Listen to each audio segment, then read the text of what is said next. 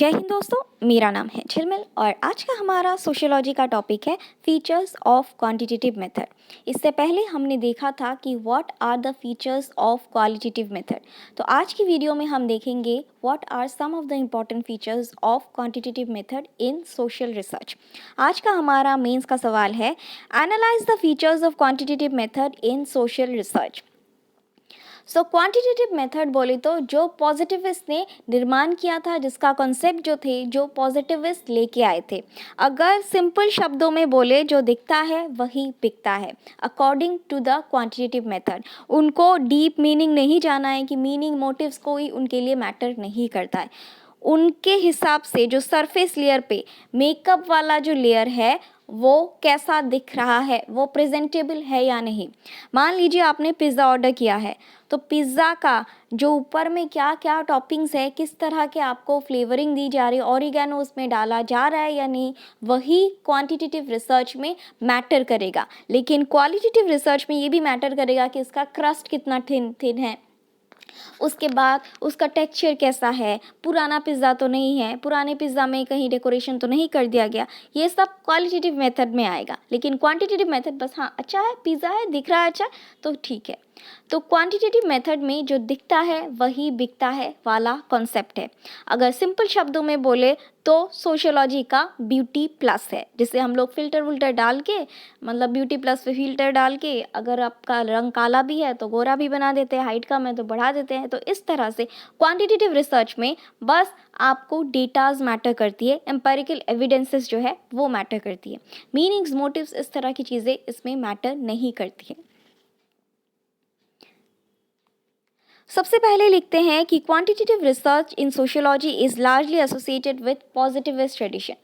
तो quantitative research जो है वो हमारे कॉन्सेप्ट में लेके आए थे हमारे कट्टर पॉजिटिविस्ट जो कि थे डरखेम, ऑगस्ट कॉम्टे, वो ही इस कॉन्सेप्ट को लेके आए थे। तो इसीलिए क्वांटिटेटिव रिसर्च जो है वो पॉजिटिविस्ट ट्रेडिशन को फॉलो करता है। सो अब हम देखेंगे what are some of the important factor features of quantitative research. सबसे पहला फीचर है सोशल फैक्ट्स। सोशल फैक्ट्स जब हम डरखेम के बारे में पढ़ेंगे नेक्स्ट चैप्टर में, उसके बारे में हम लोग डिटेल में डिस्कस करेंगे कि डरखेम के सोसाइटल लॉज क्या क्या थे। उसमें भी हम सोशल फैक्ट्स को हम लोग एलैबोरेटली एक्सप्लेन करेंगे। तो सोशल फैक्ट्स मतलब अकॉर्डिंग टू डरखेम कुछ सोशल फिनोमिनॉन है, for example marriage, language, religion etcetera. उसको हम लोग उसमें जो दिख रहा है उसी को कंसिडर किया जाता है, उसके अंदर का मीनिंग कंसिडर नहीं किया जाता। फॉर एग्जाम्पल यहाँ पे आप लोग जब मैरिज के बारे में सोचते हो तो क्या आता है, हैप्पीली मैरिड लाइफ या हैप्पीली वेडेड कपल, इस तरह से। लेकिन ज़रूरी नहीं होता कि हर कपल जो है वो हैप्पीली वेडेड ही हो। कुछ लोग फोर्सफुली वेड किए जा सकते हैं, कुछ लोग मजबूरी में शादी कर सकते हैं। लेकिन यहाँ पे एक कॉन्सेप्ट, एक स्टीरियोटाइपिकल थॉट जो है वो आ गया है कि हाँ अगर शादी हो रही है तो बट ऑब्वियस से खुशी होंगे, तो हैप्पीली वेडेड वाइफ। तो इस तरह का कॉन्सेप्ट है कि दिख रहा है ना शादी है तो हाँ हैप्पीली मैरिड ही होगा। तो कुछ सोशल फैक्ट्स यानी कि कुछ सोशल फिनोमिनॉन में जो जिस तरह से दिखता है उसी को कंसिडर किया जाता है, उसके अंदर का मीनिंग कि क्यों शादी हुई है, किस कंडीशन में शादी हुई है, या शादी के बाद या शादी के दौरान जो कपल है वो खुश है या नहीं, ये सब कंसिडर नहीं किया जाता। Same goes with other social facts, for example religion, language and few other social facts. So दूसरा है स्टैटिस्टिकल डेटा। सो जो आपको दिखेगा उसके ऊपर जो आप टेबुलेशंस बनाओगे, उसके स्टैटिस्टिक्स के ऊपर ही आप कोई निर्णय लोगे कि हाँ भाई, मान लीजिए कोई रिलीजन पे हम लोग बात करते हैं। डरखेम ने रिलीजन के ऊपर बात करी कि उन्होंने पहले तो रिसर्च करा कि भाई हाँ ये रिलीजन में बहुत ज़्यादा लोग डिप्रेशन, XYZ रिलीजन है तो एक्स रीजन के बहुत ज़्यादा लोग सॉल्टिट्यूड में या अकेलापन रहने में मतलब बिलीव करते हैं, और इसी वजह से बहुत सारे लोग डिप्रेशन के शिकार हैं, और इसी वजह से एक्स रिलीजन के जो सुइसाइडल रेट्स हैं वो काफ़ी ज़्यादा हाई हैं।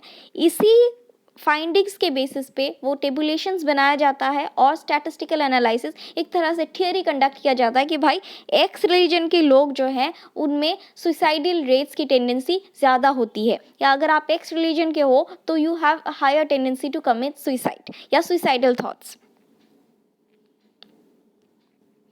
तीसरा है ये रिश्ता क्या कहलाता है, मतलब कोरिलेशन। मतलब ये जो आपका सोशल फैक्ट्स निकल के आया, टेबुलेशन जो आप स्टैटिस्टिकल डेटास जो निकल के आया, उसका पहले के रिसर्च के साथ किस तरह का रिश्ता है या क्या रिश्ता है। आप कोई नया कुछ अलग ही आइंस्टाइन नहीं बन सकते हो, आप कुछ नया इन्वेंट नहीं कर सकते हो, आपको कोरिलेट करना पड़ेगा with the existing theory. This is also one of the important fact of quantitative method. मतलब ये रिश्ता क्या कहलाता है आपको डिफाइन करना पड़ेगा। चौथा, cause and effect relation. So the fourth aspect of positivist methodology involves a search for causal connection। जैसे कि मैंने कहा कि ये रिश्ता क्या कहलाता है, आपको नाम ढूंढना पड़ेगा, कॉजल कनेक्शन। अगर कोई चीज़ हो रहा है, कोई फिनोमिनन हो रहा है, उसके पीछे का रीज़न क्या है। अगर एक्स रिलीजन में सुसाइड ज़्यादा हो रही, मोर्टेलिटी ज़्यादा हो रही, तो उसमें बट ऑब्वियसली डिप्रेशन ज़्यादा होगा, इलिटरेसी रेट ज़्यादा होगा, पॉवर्टी लिंक करेंगे तो poverty in this religion is related to suicidal rates. तो कॉज एंड इफेक्ट रिलेशनशिप जो है वो डिफाइन करना होता है।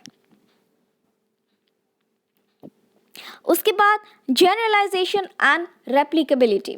जो पहले आपने अगर कोई रिसर्च करके कोई थियरी, कोई हाइपोथेसिस निकाला है, आपके बाद के जो रिसर्चर्स हैं वो उसको रेप्लिकेट कर सकेंगे या नहीं, या वो बाकी के पॉपुलेशन के ऊपर जनरलाइज्ड इम्प्लीमेंट होगा या नहीं। ऐसा तो है नहीं कि आपने कुछ इन्वेंट किया वो सिर्फ कुछ ही गिने चुने पॉपुलेशन पे ही इम्प्लीमेंट होगा और उससे बाकी के आपके जो नेक्स्ट जनरेशन के रिसर्चर्स हैं वो उन पे इम्प्लीमेंट या रेप्लिकेट नहीं कर पाएंगे, तो ये वैलिड नहीं होगा। तो इस तरह के क्वांटिटेटिव मेथड्स होने चाहिए जो कि रेप्लिकेबिलिटी, मतलब बाकी के आपके पीछे के जो रिसर्चर्स होंगे उसको बेस बना के थियरीज रेप्लिकेट कर पाएँ, तभी वो वैलिड होगा।